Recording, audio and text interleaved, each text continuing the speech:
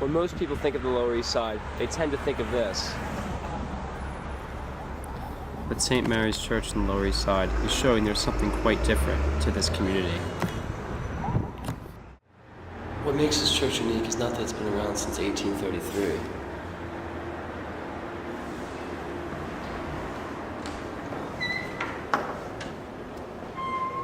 Nor the architecture, which goes towards something quite different than most churches in New York City, with its ornate stained glass,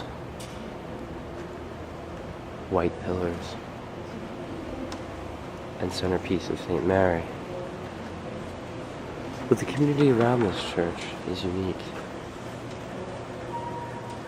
remarkable for its diversity. During the weekdays, out of necessity, we have Mass. We have one Mass a day, so it's at 9 o'clock, and we do it now in 3 languages, English, Spanish, and Chinese. Become somebody that is not much use to us as an example.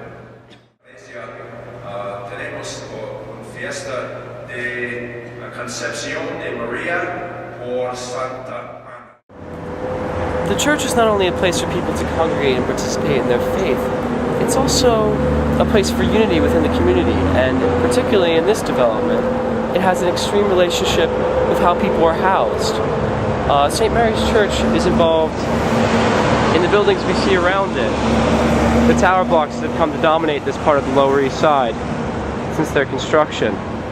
Its relationship with the tenants and the tenants boards is a very unique one. The directors who run the buildings is appointed by the pastor officially.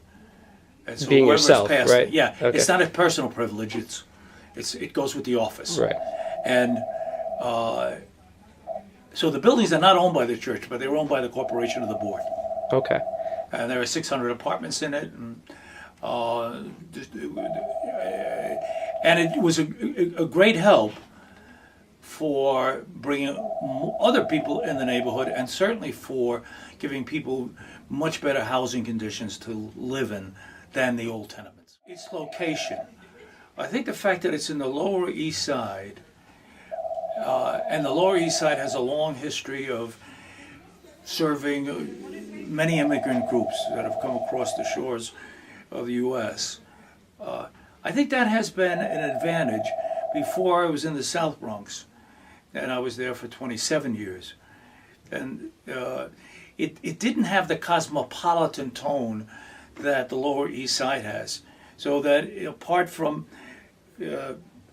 people of color, apart from people from the Caribbean, Hispanic people, it also has a mixture of Jewish people, has a mixture of old ethnic groups, Polish and Irish and Italian, and now it has a mixture of new people who are moving into the area. So it gives that kind of a flavor. It makes it a little bit more challenging for that reason, because then you have all of these groups. When you have a homogeneous group, it's much easier to bring people together. But I think all of us learn by just living here. Learn about other groups that are, that live here before us, and what they've contributed to the neighborhood. And you say you enjoy that challenge of bringing that community Yeah. together?